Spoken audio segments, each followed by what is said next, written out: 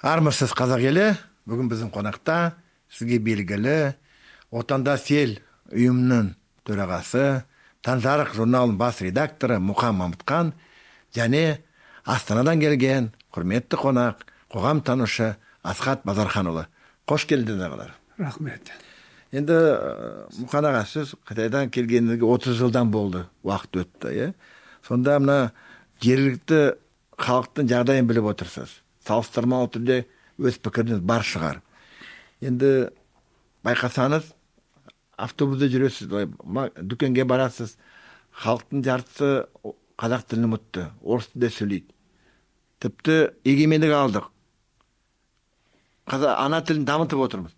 Бірақ өсіп жатқан жас толқын, олар да интернет арқылы, телевизор арқылы орыс тілін өздеріне өзі үйреніп алады.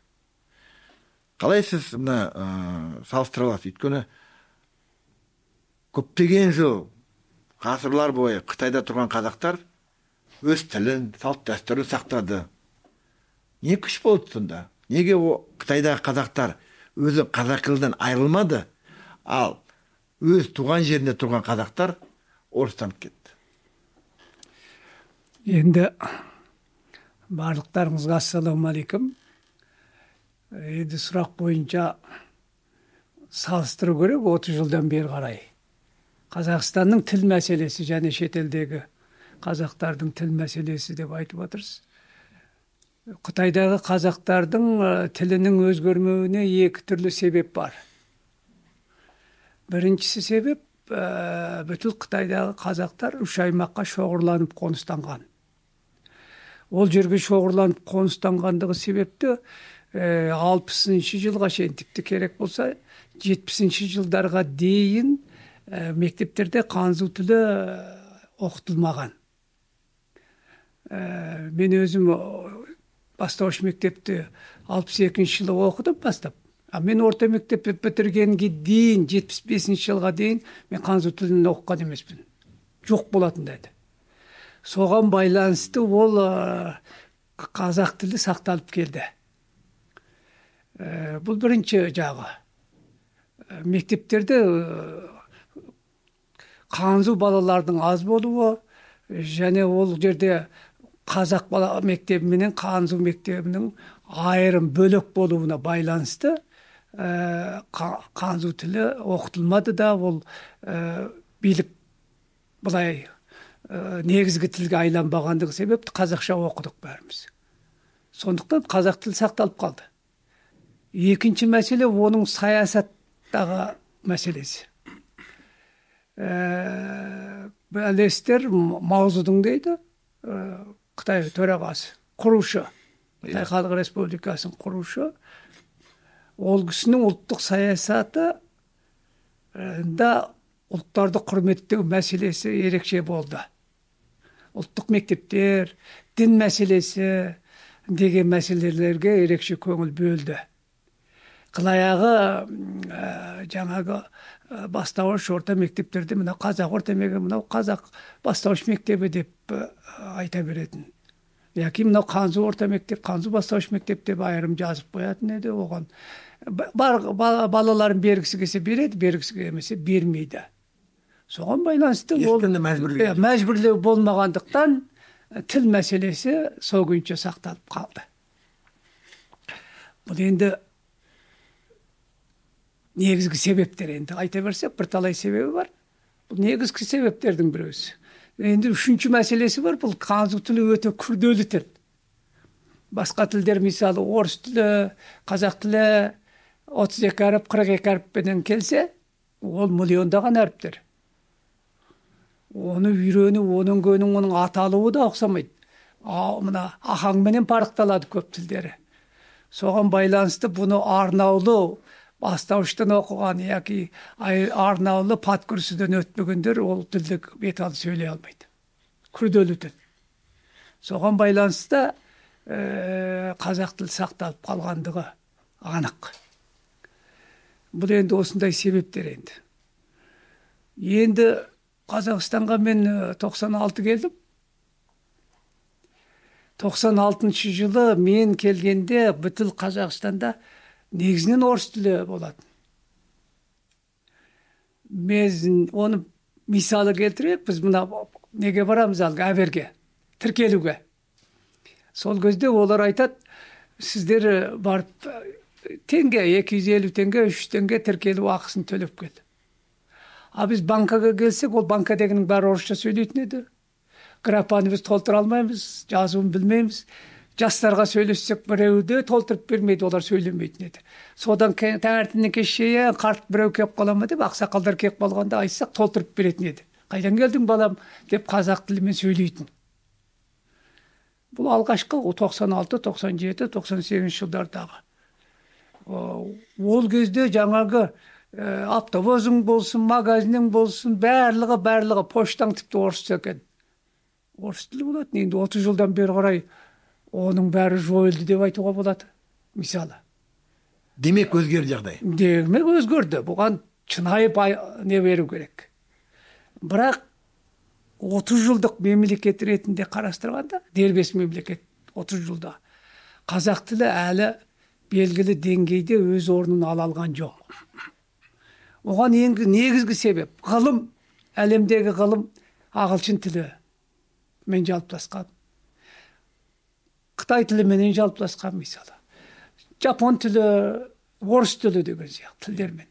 Ғылым, физика, математика, жаңағы самолетті жасау, ремонттау, жаңағы поезді жасау, ремонттау, бүтін техника. Бүтін дәрігерлік атаулардың барлығы сол тілдерде. Қазақ тіліне аударылмаған. Әгер біз түгелдей қазақ тіліне көшіп кеткенде, ол алдымен ғылымды қазақтандыруымыз керек. Ғылымды қазақтандырмасақ, онда біз тілді қазақтандырғанменен білім жаңағы бүтін аударма, бүтін басқа тілдерде бәрі толық болмағанда сауатсыз болып қаламыз. Сондықтан кейбір тілдерді пайдаланып отырған себебі де болу керек әрине. Бірақ мемлекет тілі, қазақ тілі болғандықтан 30 жылдан бергі аттеген айы осы ғылымның барлығын қазақ тіліне аударылмағандығы. Бастауыш орта мектептерде, университеттерде бүткіл ғылымды қазақ тілімен оқыта алмағандығымыз. Мәселе шүрді. Мен Түркияға бардым, бір магазинге кірсем, сол орталықта үлкен осындай стол бар екен, соның ішінде кітап сатады екен, үйіліп жатыр кітаптар. Бүткіл ғылым, енді мен әдебиетті көп қарайтын адам, енді әдебиет жағында болғасын. Бәрін көрдім, бүткіл түрік тіліне аударылып тастаған әлемдегі даңқты жазушылардың кітаптары, сөзіңгөй математикалық кітаптар, физикалық кітаптардың бәрі түрік тілінде тұрып үйіліп сатып алып жатыр ел. Алуыңа мүмкіндігің бар. А бізде ондай емес, бізде тек қана өлеңдер, әңгімелер, жаңағы романдар ғана қазақ тілінен басқа тілдерден аударылған. Қалғандары бізде ондай кітап тауып ала алмайсыз. Соған байланысты, егер қазақ тілінде ғылым болмаса, балалар сауатсыз болып қалады ғой. Соның бәрін аударып біз қазақ тіліне ғылымды аударған болсақ, бастауыш мектептерден тартып, бүтіл, жаңа айттым, университетке шейін қазақ тілінде біз бүтіл ғылымды өтетін болсақ, өздігінен қазақиласады. Біз мысалы немерелерімізді оқытып жатырмыз. Әзір енді орыс тілі анша керемет тіл болып қалды деуге болмайды. Оның ғылымы дамымаған болып тұрды ғой осы жолға. Мына Украина соғысында орыстың қаншалықты дамымаған әлем білді. Бірақ ағылшынша, біз балаларымыз, немерелерімізді ағылшынша қосымша үйретіп жатырмыз. Неге? Сауатсыз болып қалмасын. Өйткені ғылыми кітаптар қазақша жоқ. Міне. Демек біздің ғылымның әлсіздігі ғой. Ғылымның әлсіздігі, Асқар Жұмаділов ағамыз айтып келе жатыр. Ғылым, қазақ тілі, жаңа ғылым қазақтанбай, қазақ тілі ешқашанда өзінің мәртебесіне шыға алмайды. Яғни ғылым қазақыланбаса, қазақ тілі тойдың тілі болып қалады. Ұлтаралық тіл болып қалады өзінің. Ол қазақпен қазақ сөйлеседі. Ғылыммен сөйлесе алмасаң, онда қазақ тілінің орны. Асеке, сіз не деп қоса аласыз? Қазақ тілі мәселесі жалпы қазақтың ұлттың мемлекеттік ұлттық ең бас құндылығы тіл ғой. Қазақ тілі ол данышпандар тілі, ол олардың тілі. Қазақ тілі деген ол ата-бабамыздың тілі. Қазақ әлем бойынша қай өнерден бірінші орында деп сұрасақ, осы тіл өнерінен бірінші орындамыз. Тіл байлығынан, тіл шешендігінен, аталы сөзден Оның тірі куәсі дәлелде десеңіздер айтыс өнері. Аталы сөзбенен бір айтыскерді жамбасқа түсірген кезде, анау жамбаста жерде жатқан айтыскер аталы сөзбенен тұрып кетіп, анау сөз қайырған кезде керемет жанымыз сүйсінеді. Ондай өнер ешқай халықта жоқ. Соның бәрі біздің тіл өркениетімізден, тіл байлығынан, тіл шешендігінен шығып тұрған ұлттық құндылықтың ең алды қызыл тілі ғой енді. Сөз өнердің патшасы дейді. Ал енді тілді дамыту үшін, жаңа ағамыз тамаша айтты, неге Қытайда тілді жоғалтпадық, неге мына жақта бізде Советтік Қазақстанда тіл жойылды. Өйткені енді рас, мен мысалы үшін Семейдің өлкесін, Семей қаласында туып өстік. Қазақи жер, Абайдың аяқ басқан топырағы, Алаш арыстарының аяқ басқан топырағы, 60 шақты мектептен 3 ғана қазақша болды. Оның өзі бір мектеп интернат болды. 16 мектеп, 5 мектеп болды. Енді ол барлық қалаларда да сондай келбет болды. Ол қарап тұрсақ, сол кездегі советтік үкіметтің саясаты деген сөз. Енді демек біздің ұлттық мүддесі, тілі жаншылтылды деген сөз. Енді 30 жылда біз оны қайтадан негізі қалыпқа келтірдік, бірақ неге әлі сөйлемей жатыр деп басымыз қатып жүр. Оның мәселесі мынада деп ойлаймыз. Қазақ тіліне сұраныс тудыру керек. Жаңағы айтып жатыр енді, мына қазақ тіл заңын өзгерту керек дейді, бірақ енді ондай геосаяси неменеге бармай, қателікке бармай да сұраныс тудыруға болады. Мемлекеттік қызметкерлер қазақ тілін білуге тиіс, мына оған емтихан тапсыру керек деген заңда бар. Бірақ мына қазақ тілінің қазір негізі ақырындап жөнделіп келе жатыр. Парламент қазір қазақ тілінде сөйлей бастады. Ол да бір үлкен жетістік деп айтуға болады, қоғамның бір үлкен жетістік белгісі тіл даму бойынша. Ал енді қазақ тіліне сұраныс жасау үшін енді барлық мемлекеттік орындарда, қоғамдық орындарда енді басшылар өздері қазақша сөйлеу керек. Аға, мына сіз Таңжарық журналды басқарып отырсыз. Сол Таңжарық журналы қалай пайда болды? Айтып берсеңіз. Енді біз айттық қой, 30 жыл болды біз келгелі, алдымыз отанға. Иә. Әзір 400 мыңға жуық Қытай қазақтар келді деп есептейміз. Жалпы мемлекет бойынша 1,5 миллион қазақ келді деп есептейміз. Оның барлығы шетелден келген қазақтар өз отанына. Енді журнал ол тек халық қана келгенде, ол халықтың ішінде әртүрлі адамдар келді. Misal Таңжарық бастаған ұлы әдебиеттің көші келді. Әдебиетшілер келді, ақындар келді, жазушылар келді. Тіпті медицина саласының үлкен мамандары келді.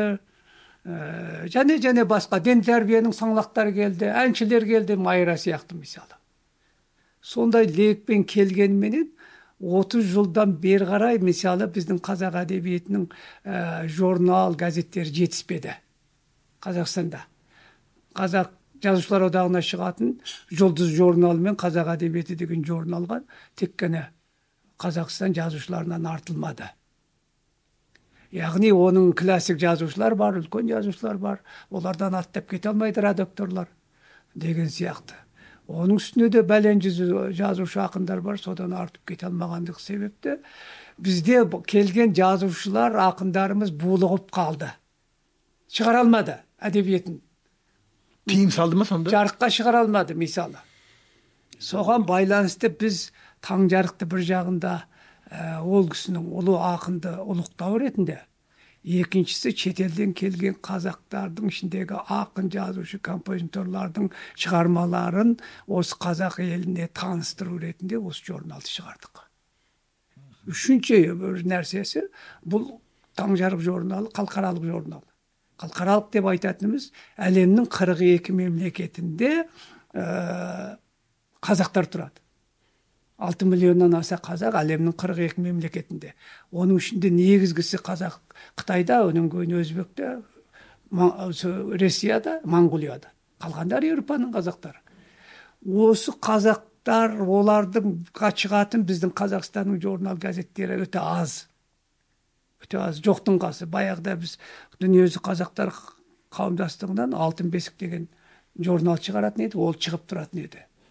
Ол қауымдастықта Қалекең кеткеннен кейін, Сұлтанәлі ағамыз ол орнынан кеткеннен кейін ол журнал жабылып қалды да, оның орнын басатын бізде ешқандай қазақ мемлекетінде журнал газет жоқ деп айтуға болады. Міне соның жоғалтпау үшін біз Таңжарық журналын жаңағы әлемдегі қазақтардың әдебиетпен шұғылданатын жерлерге жіберіп отырдық. Сондықтан біз оны халықаралық журнал деп айта аламыз.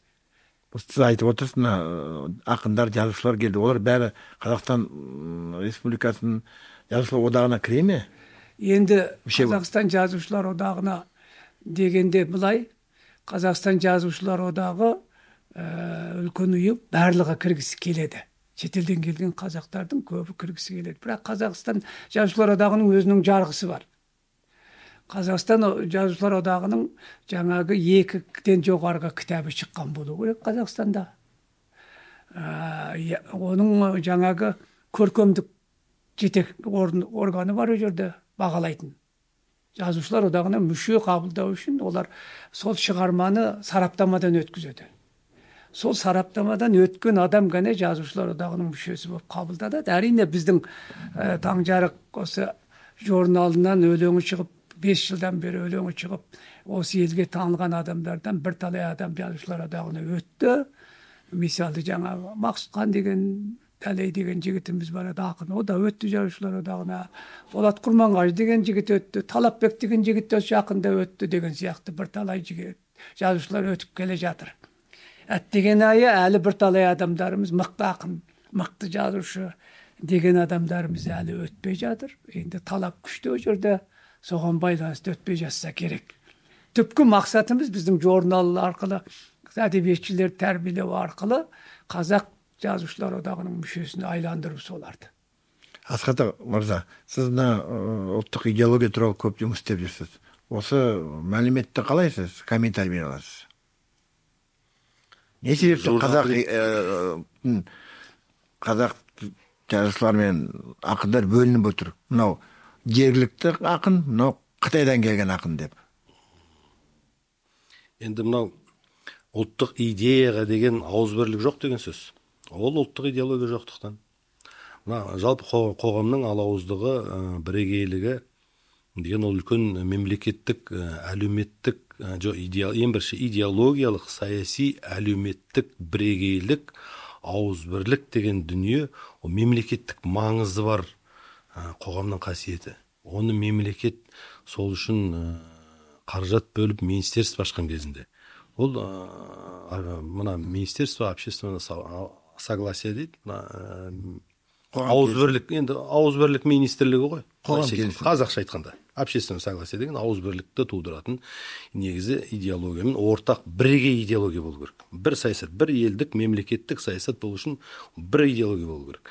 Бізде қазір арабтың идеологиясы жаулап бара жатыр. Енді біз алауызбыз. Мына діншілдердің өздері 40 шақ болып жатыр. Тәңіршіл болып бөлінеді. Өзі діннің сала-сала болып, салафизм, вахабизм, сол қазақты идеологиялық тұрғыдан алауыздыққа алып кеп тұр. Егер идеология бар болса, алауыздық жойылады. Идеология жоқ болса, алауыздық туады. Трайбализм де содан туады, бәрі де содан туады. Үш жерде бір нәрсені қосып кетейін. Журнал, мысалы Мұқағали журналы бар, Абай деген журнал бар. Ол жалпы қазақта болуға тиісті мәселе. Бұл жерде жаңа мына кісі айтып кетті, бөлек қарау, жаңағы өзіңіз айтқандай. Таңжарық журналы мемлекеттен қаржыландырылмайды. 1,5 миллион халық көшіп келген болса, ол 1,5 миллион бұрынғы сан. Мысалы мен айтып келем, әрдайым. Мен 4 жан болып келгем, әзір 11 жанмын. Әгер 1,5 миллионды тіпті 3-ге көбейтсеңіз де 3 миллионнан артық халық болды.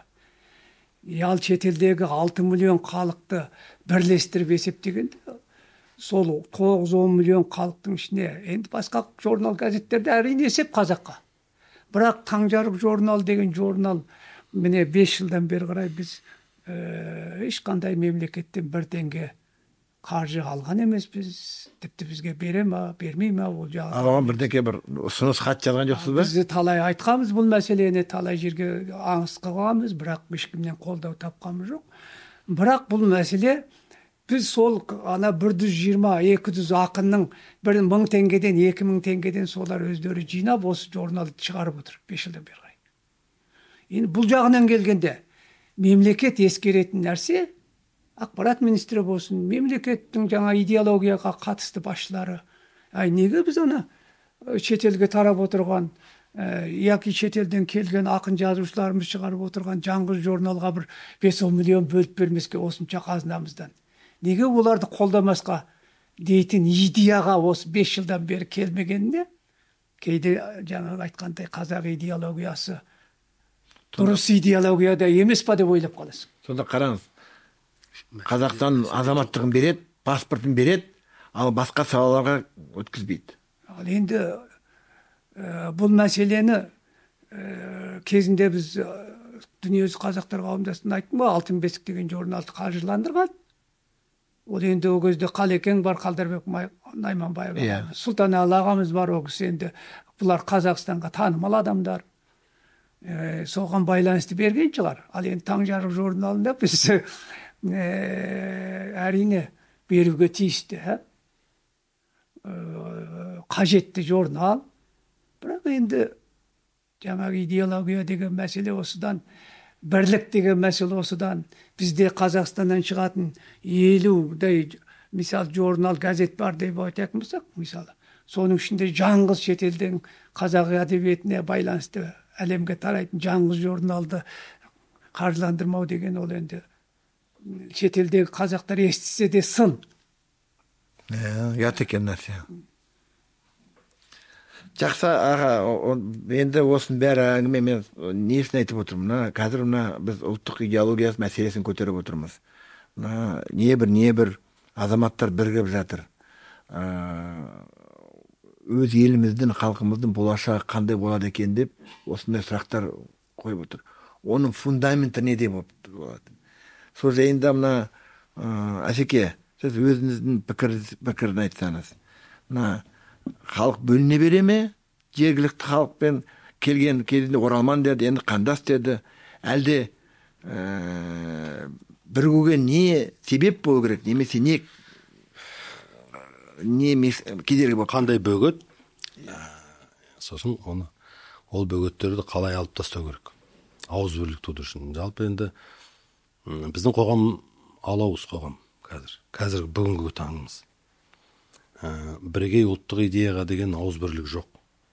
Ол жаңағы айтып отырмыз, әркім өз идеясымен әлек. Дін қуғандар діни идеямен әлек. Олардың өздері бір-бірімен текетірес конкуренция бар бір жерде.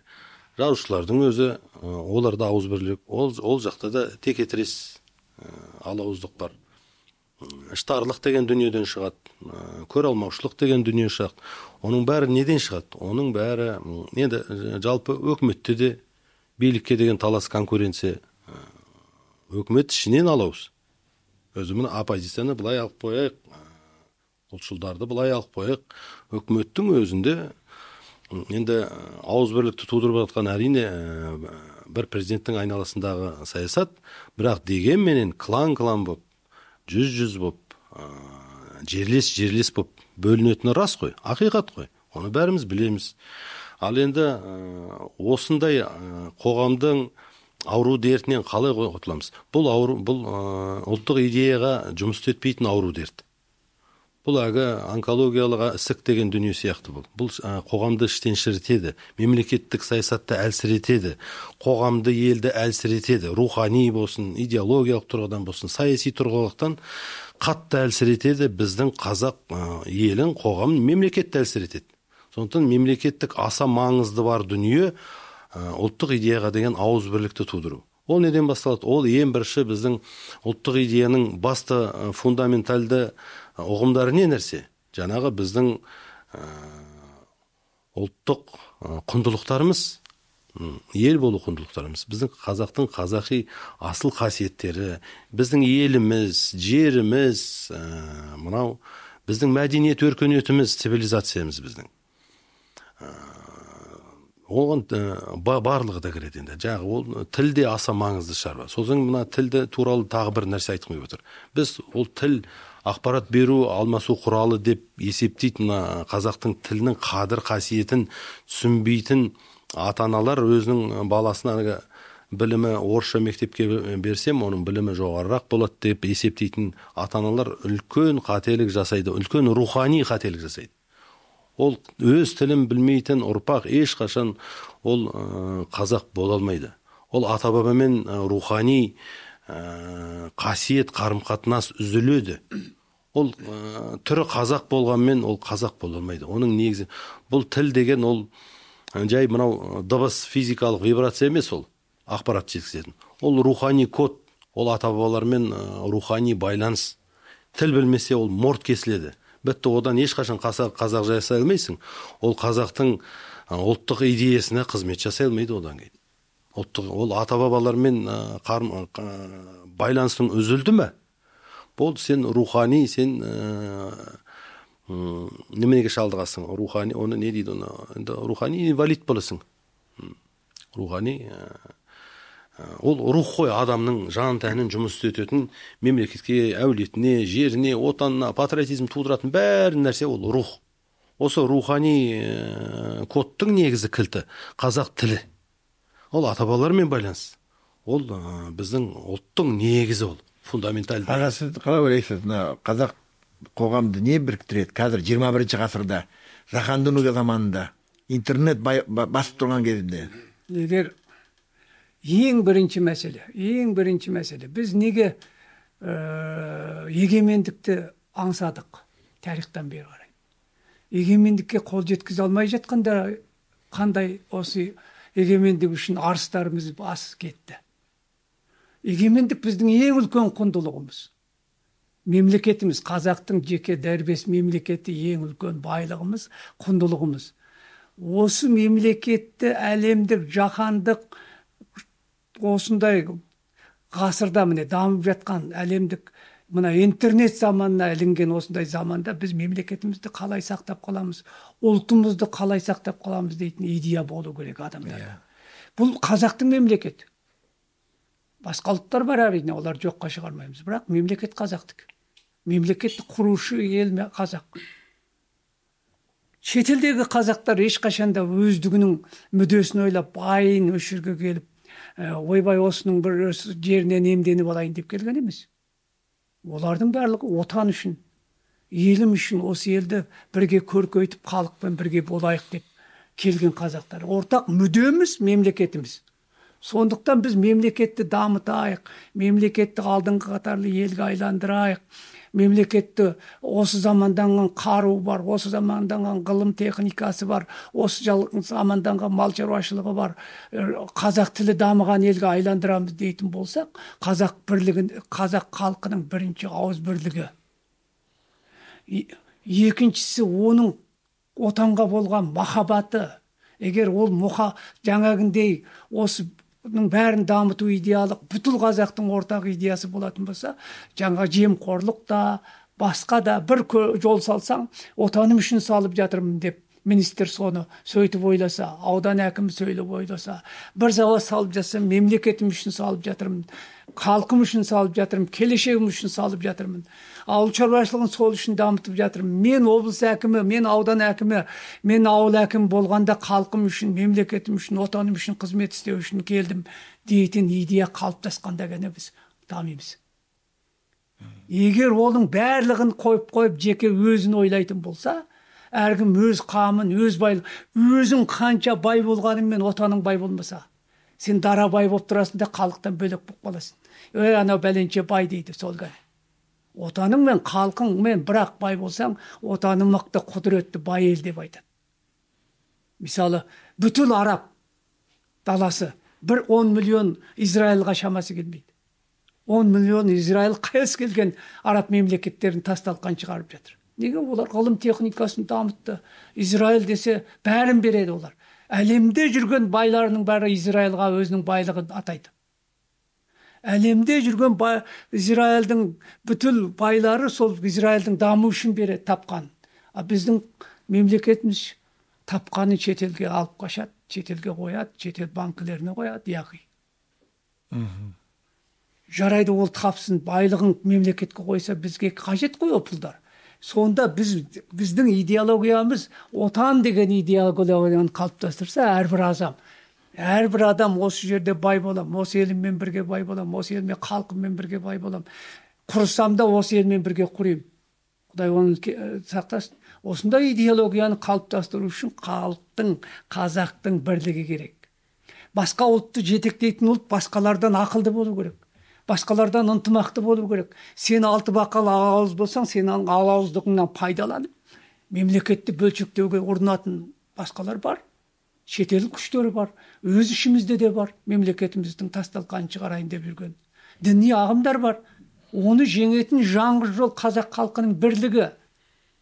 Қазақ халқының отаншылдығы, қазақ халқының тілде де соның ішінде. Тілін сүйген адам, отанын сүйген адам, ұлтын сүйген адам бәрін сүйе алады. Ашеке, қазақтың халқы бірге ме? Қазақ халқын біріктіретін тек қана ұлттық идея. Ел боламыз деген ұлттық идея біріктіреді. Бірақ оған әрине өкіметтің, президенттің пәрменсіз оны жасау мүмкін емес. Ұлттық идеологияны өкіметтің пәрменсіз жасау мүмкін емес. Сондықтан мына ұлттық идеяға біріктіретін ең алдымен бірінші күш ол әрине билік, президент өздері үлгі болып, халыққа үлгі жасап көрсету керек. Міне біз ел болудың жолы мынандай деген жоспар.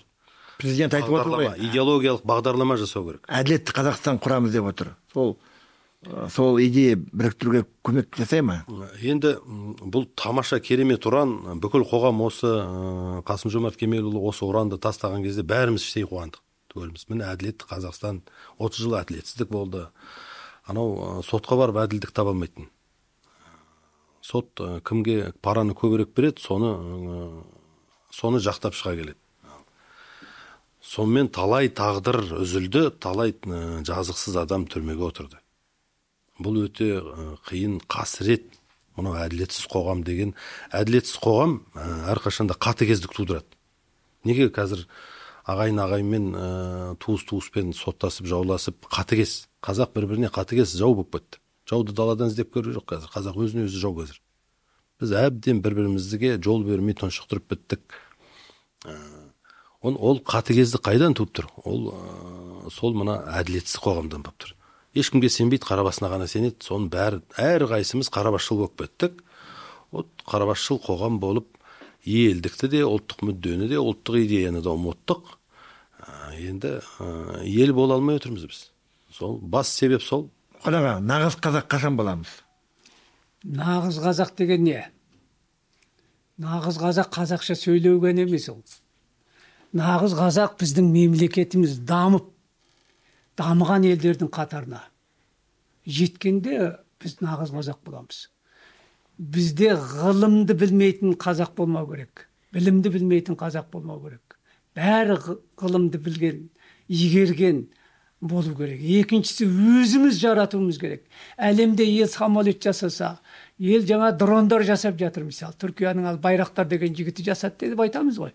Сол секілді біздің де ұрпағымыз өзі ғылымнан жарата алса, өзі жаңағы самолет жасай алса, өзі машина жасай алса, өзі пойыз жасай алса, өзі самолет жасай алатын ғылым техникаға жеткенде біз нағыз қазақ боламыз.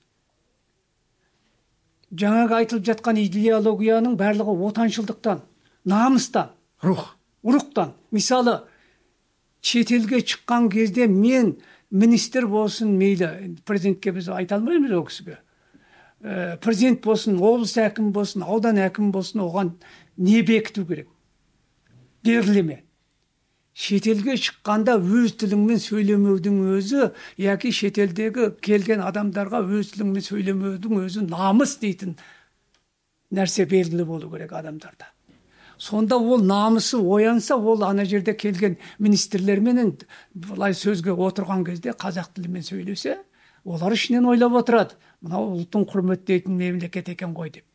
Егер сен келген ұлтқа ол өз тілімен сөйлеп отыр, мысалы Қытай, яки болмаса жаңағы орыс өз тілімен сөйлеп отыр, оған қосылып сен де орысша сөйлесең, оған қосылып сен орысша жауап берсең, ішінен ойлап отырады, мынау қазақ деген ұлтты сыйласа да сыйламаса да болады екен ғой, бұл тілін сыйламайтын ұлт екен дейді.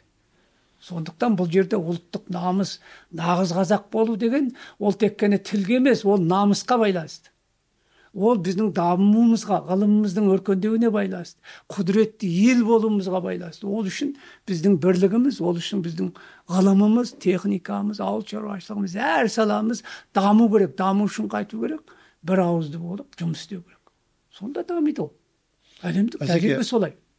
Министрлердің жартысы қазақша сөйлемейді. Әрен көреміз ғой, мәжіліске шақырғанда қиналып сөзді бұзып жауап береді. Сонда елді басқарып отырған, бір саланы, министрлікті басқарып отырған адамдар, олар құлдық санадан айырылмаса, қалай ел басқарады? Енді әрине,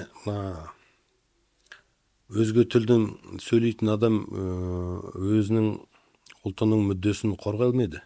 Ол енді ол психологиялық заңдылық.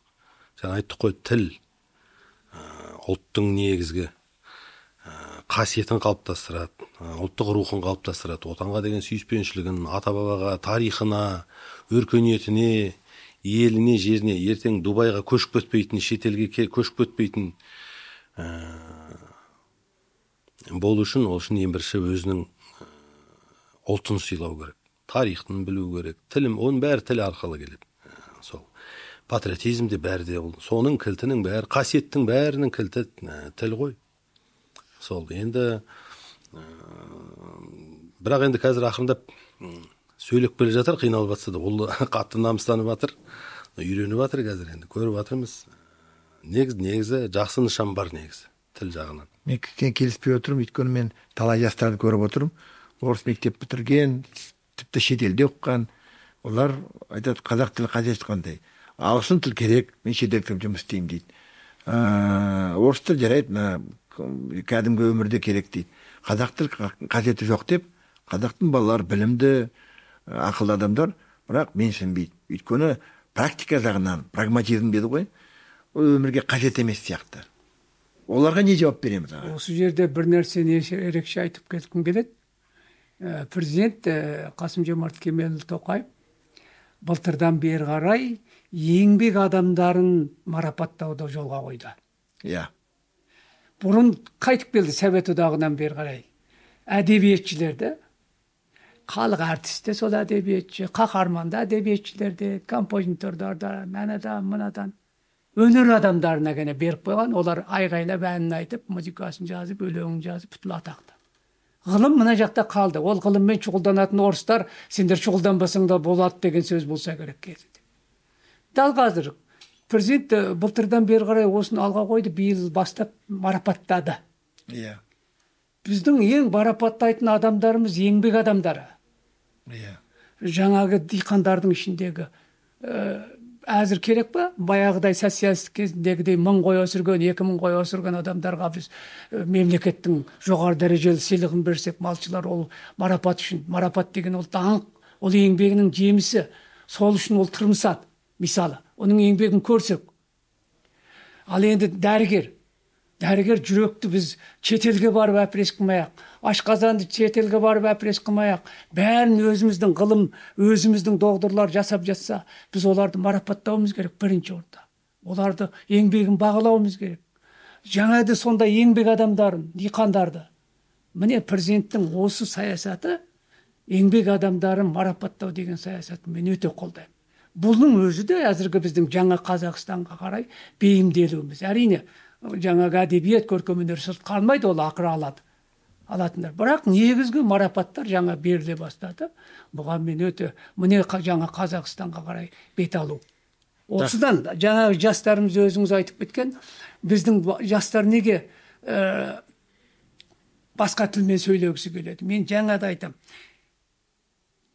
Ағылшын тілінде ғылымдар тұр.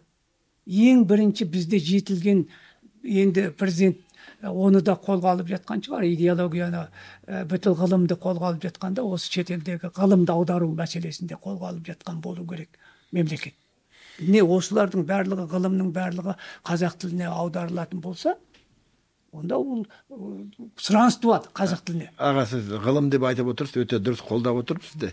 Міне соңғы ақпарат бойынша 10 үздік, әлемдегі 10 үздік университет, сол 10 үздік университетте 2-ақ қана американдық университет екен. Қалған 8-і Қытай университеті. Демек, сол қарасам ақпаратты, Қытай мемлекеті ғылымға 9% ВВП деді ғой, соны бөліп отыр. Бізде әлі 1% жоқ. Олар 9%, олар ВВП-сы миллиардтаған, жүздеген миллиардтаған доллар, соның 9%-і өте үлкен сома. Сонда үлкен қаражат ғылымға бөлініп отыр. Соның арқасында ол алдыға кетіп қалды. Әгер мемлекетті біз өркендетеміз дейтін болса, ғылымды өркендету керек, дамыту керек.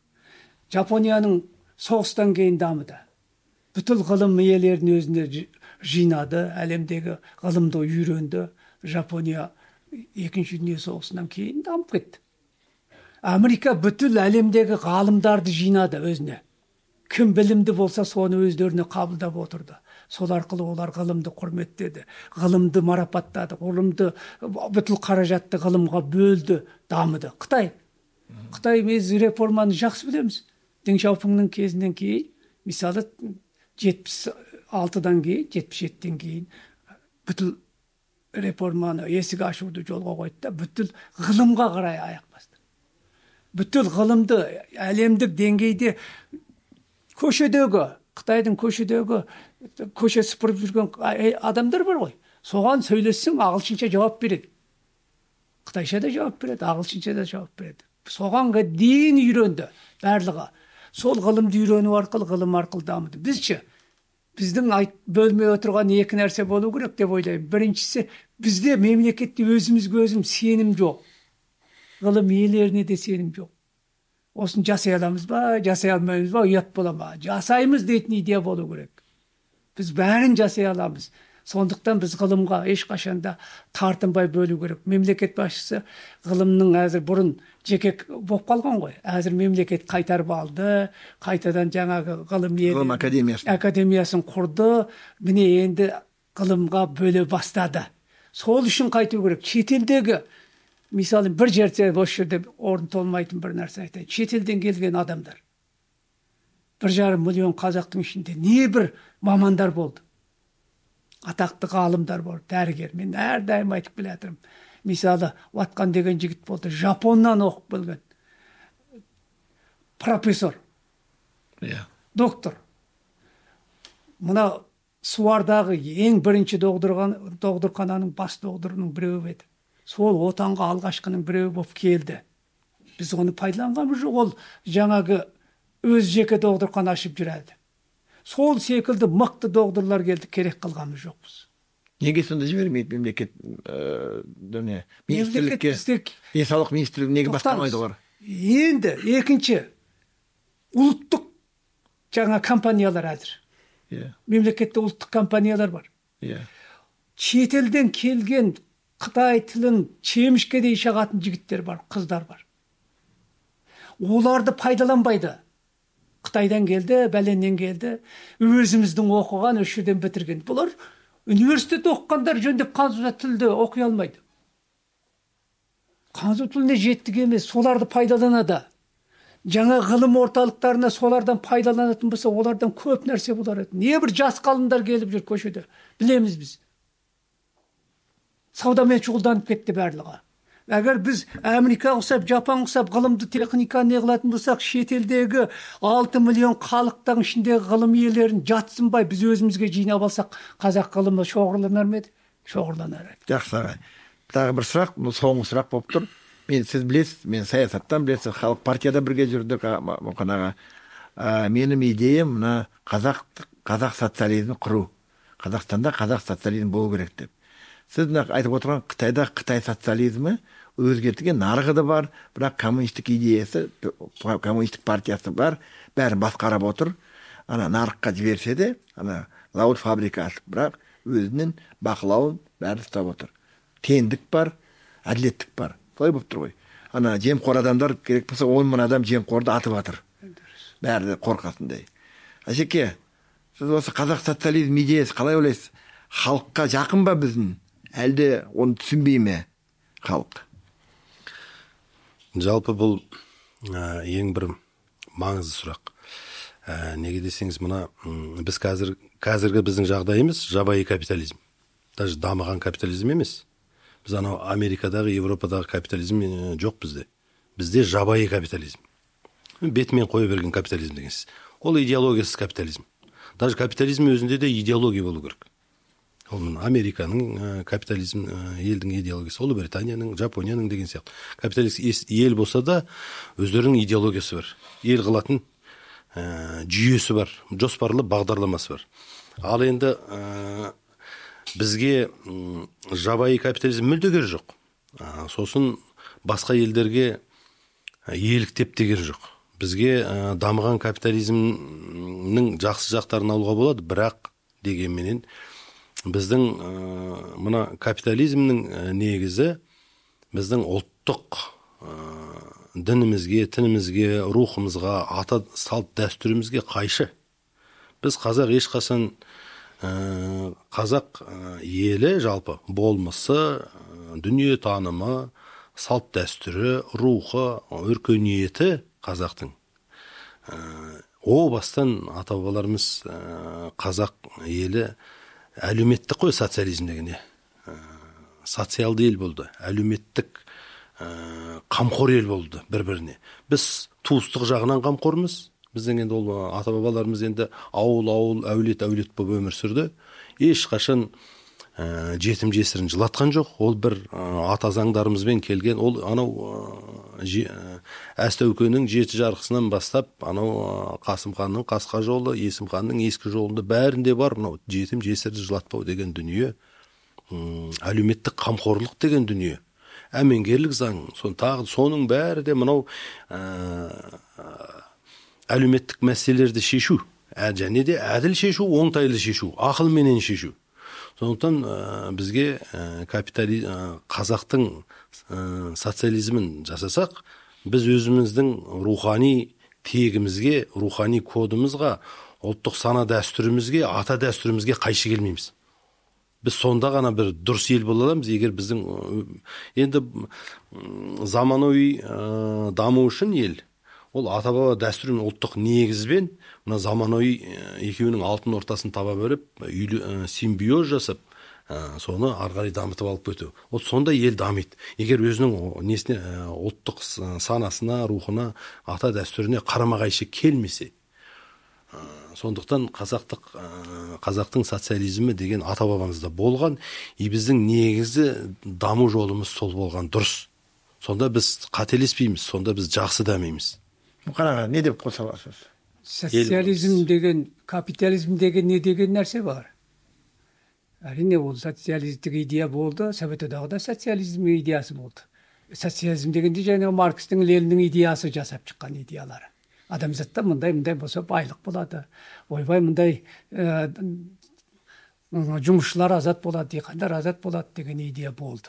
Бұл социалистік идея болды. Тең болады адамдар. Қытайдың социалистік идеясы бағана өзіңіз айтқан. Ол 1,5 миллиард халық. Олар біздің қазақты оны айтатын болсақ, біз ұрулық түзімнен социалистік түзімге өткен ғана қалыппыз. Кеше ғана біз социализмге өткенге шейін Қытайдағы қазақтар Қытайдағы социализмге қосылғанға дейін 49 жылға дейін мысалы ұрулар басқарып келді. Ұру басылары, болыстар. Қазақстанда қазақтарды да ұрулар басқарып келді. Біз төтесінен келдік те ұрулық қоғамнан социализмге өттік те, социализмге өткеннен кейін социалистік ауыл, мына жақта колхоз совхоздар, ана жақта ауылдар басқарып кетті. Баяғы сол басқарудан енді сол идеядан біз тарадық. Жаңағы социализмді Совет одағы аударып тастады да қойып берді. Дербес ел болды да капитализммен жолмен жүретін болды. Капитализм не екенін біз жаңадан үйреніп жатырмыз. 30 жылдан бері қарай. өзі капитализмде Американың капитализмі дұрыс па, Еуропанікі дұрыс па, жоқ Қытайдікі дұрыс па дегендерді талдап әлі келе жатыр. Қытай социализмде неге ол тұрады? 1,5 миллиард халықтың идеологиясын ұстап тұру оңай мәселе емес. 20 миллион халық азыр алдына болып жатырмыз. Тіпті керек болса урушылдықты алға қоямыз. Ананы айтамыз. Болады деген нәрсе жоқ. Анау да болмайды, мынау да болмайды. Мемлекет істемей жатыр, ештеңені тындырмай жатыр. Идеямыз сол ғана. Ал енді 1,5 миллиард халықты ұстау қалай? Оны тек социалистік жаңағы идеяменен, идеологияменен, жаңағы олар соның міне 49 жылдан бері есептесеңіз, 100 жылға таяп қалды, асып қалды. Міне осы 100 жылдық тәжірибеде ол жол оларға дұрыс болғандықтан олар табанды келе жатыр. Сол жолда социалистік идеяда. Біз талдайтын болсақ, бізге капитализм керек па, қазақи социализм керек па дегенде талдау керек. Оның үшін сіз секілді идеологтар, саясатты жақсы білетін адамдар, мемлекеттің саясатты ұстап отырған адамдармен идеялық қарым-қатынас жасап, оларменен бір үстелде бас қосып кеңесіп, біздегі заты капитализм жақсы ма, қазақи социализм жақсы ма? Жоқ, баяғы қазақтың урулық түзімі жақсы ма деген мәселелер таңдап алатын уақытымыз келді. Сондықтан біз ұлттық идеяға нені қоямыз деген мәселе әзіргі талқы осы ғой. Қазақтың ұлттық идеясы. Жаңа Қасым-Жомарт Кемелұлы ол кісі мемлекет басшысы Абай идеясын бірнеше жылдан бері дәріптеп келе жатыр. Қайран елім, қазағым, қайран жұртым, ұстарасыз аузыңа түсті мұртың. Өзімдікі дей алмай өз малыңды, күндіз күлкің бұзылдау, түнде ұйқың дейді Абай. Өзімдікі дей алмай деген не деген сөз? Мұна әлемдік 9-шы орында тұратын жерді менікі деп қабылдау керек. Менің жекеменшік 10 жерім болмаса, мемлекеттің немесін қорғайым дейтіндер бар. Сен осы топырақта жасап жатсаң, мынау мемлекетің болса, осы сенікі, өзімдікі дей алмай деп отыр, көрдіңіз бе Абай? Әлі біз өзімдікі дей алмай, оны басқаға бере салды, неге сатып береді? Сата алмайды да. Қазақ бермеймін десе ешкімге бермейді. Бұл енді Абай идеясын жаңағы біздің идеологиямыз болуға тиісті орындар. Енді ол кісі жаңағы жалықты, жүрегімнің түбіне терең бойла, мен бір жұмбақ адамын оны дойла. Соқтықпалы соқпақты жерде өстім, мыңмен жалғыз алыстым, кінә қоймады. Айттым, менің сөзімді тыңдайтын қазақ болған жоқ дейді. Мені кінәламаңдар, өзгерте алмадым дейді. Біздің мемлекетіміз әзір қолында билігі бар, жүзімі бар, әскері бар, сақшысы бар, прокуратурасы бар, соты бар, мемлекет болып отыра біз өз идеологиямызды неге қалыптастыра алмаймыз? Өз ұлтымызды неге заңға бағындыра алмаймыз? Неге заң бойынша тәрбиелей алмаймыз? Неге өзімдікі, мынау біздікі емес дей алмаймыз? Оның барлығы біздің идеологиялық азат болып болмауына, қазақы идеяның азат болып, қазақтың ортақ бірлік, намысы, отаншылдығы, жаңағы қай жолға кетіп бара жатқандығын білуі деген мәселелердің бәрі. Аға, сіз қазақтың болашағына сенесіз бе? Мен былай қараймын, қазақ өте ақылды халық. Әлемдегі халықтардың ішінде мен оны қазақи болғандықтан айтып жатқам жоқ. Таза жеті атаға шейін үйленбейтін қазақ, қанын таза келген халық қазақ. Мен Түркия университеттерінен барып оқытым. Түркияда университетте бір бастауыш орта мектептерде көше алмайтын балалар көп екен. Университетте 1-2 жыл оқып қалатын бір класс аттап өте көше алмайтындар бар екен. Қазақ балалары осы жақта барып университетке түседі екен дағы, сол жылда класс қалтырмай мектепті бітіріп кетеді екен. Сонда олар да таң қалады екен. Бұл неге? Бұл қанның тазалығы деген сөз, мидың тазалығы, ұрықтың тазалығы. Шетелде, мысалы, сіз ойлаңыз, осы Қытайдағы мемлекеттік үлкен университетте оқып жатқан қазақ балалар көп. Жоғары імтиханмен өтіп. Ол кісілердің өзі сол мемлекеттің өзі таң қалады. Бұлар не деген балалар деп. Қанзу балалардан артық імтиханнан өтеді. Демек, бұл бір қан тазалығы, бұл бір. Демек генетика жағынан қазақтың болашағы зор. Зор. Екінші жағы қазақта бір жақсы жері қазақтың. Әзір айғайлап жүргенменен біреуі ойман айманмын, біреуіміз ойбай бәлембіз, біреуіміз түлембіз дегенменен қазақтың басына күн туғанда бірігіп кететін халық. Қазақ дереу бірігеді. Басына күн туғанда, ел басына күн туса, тумай-ақ қойсын. Мен ешқашанда кейбіреулер айтады, қазақты ой бір күнде орыс басып алады, бір күнде бәлем басып алады. Басып ала алмайды да, орқымақта елді. Біз үшінші бір жағдайымыз, бізде жер асты байлығымыз мол. Құдай бізге қазаққа берген жерді де байлықты да. Осыны ғылым арқылы дамытып, бүткіл ұрпағымызды осыған ие болуға тәрбиелеп, осы байлықты ашып өстейтін болса, қазақ болашағы, мына Дубай деп жүр ғой, келешекте әлем біздің елге келетін болады әлі. Рахмет аға. Асека келісесіз бе? Жаңа айтты ғой, басып алмайды да рухы мықты елді деп. Ал біздің рухымыз мықты ма? Қысқа айтсаңыз. Енді қайталап май қойық, біз рухты жөндеуіміз керек. Қазақтың рухы мықты болған деген сөзді айтып отыр аға. Мықты болған. Бірақ бар, қаймағы бұзылмаған қазақтар бар, рухы мықты қазақтар бар, ұрпақ бар. Оны көзбен көріп жүрміз, құлағымен естіп жүрміз. Енді бізге ел болу үшін ұлттық сананы дұрыс қалыптастыру керек. Ұлттық рухты қалыптастыратын дұрыс идеология жасасақ, дұрыс бағдарлама жоспар мемлекет жасаса, мына әскердің идеологиясы қандай болу керек? Әлеуметтік, социалды жауапкершілігі бар кәсіпкерлерді қалыптастыру, кәсіпкерлердің идеологиясын жасау керек. Қазақтық социализм жасағыңыз келсе, кәсіпкерлер идеологиясы. Бізде енді кәсіптің бәрі жекеменшікте ғой. Сондықтан кәсіпкерлердің идеологиясы болу керек. Ол құрауыз сөзбен әлеуметтік жауапкершілікте бітеді. Ары қарай не істеу керек? Ол салығын, бізде кәсіпкерлердің ойы қандай? Салығын төлеп тастайды, бос, одан кейін ешкімге не должен, ешкім қарыз емеспін деп кетеді. Нағыз қазақ ол теңдікті мойындайтын қазақ болу керек. Ұлттық идеяға, кәсіпкерлер ұлттық идеяға көмектесу керек, атсалысу керек бүкіл қоғам болып. Сондықтан кәсіпкерлердің әлеуметтік идеологиялық жауапкершілігін тудыратын идеологиялық институттарды құру керек. Идеология дейміз. Ол құру сөз болып қалады. Егер идеологиялық институттардың механизмдерін, органдарын, жүйелерін құрмасақ, ішкі саясат бізде идеологиямен айналысу үшін бұны жүйелі кешенді бағдарламасы болу керек. Ішкі саясат сонымен айналысу керек, идеологиямен. Біз әр мешітті өзбектің мәхәлесі сияқты мәхәлеге айлануымыз керек. Осы жерде идеологиямыз бұзылып жатыр сол жерде. Ал біз қаз қуып жатырмыз. Әрбір мешітті ме, әлде бір кітапхананы ма? Енді кітапхананы да, мешітті енді мына практикалық, өзбектердің практика тәжірибесі ғой. Біз неге идеологиялық институттан айырылып қалдық? Өйткені біз көшпенді болдық. Бізді патшалы Ресей идеологиялық институттарымызды алып тастағаннан кейін біз қой сияқты маңырақ қалдық біз. Ал өзбек неге идеологиясын сақтап қалды? Өйткені олар жергілікті отырықшыл халық, мәхәлемен, мешітпен байланысты болды олардың идеологиясы. Сөйлеп қосасыз. Сондықтан олардың қаймағы бұзылмаған жоқ. Осы мешітпенен содан ел болып тұр. Ғылымды айтайық.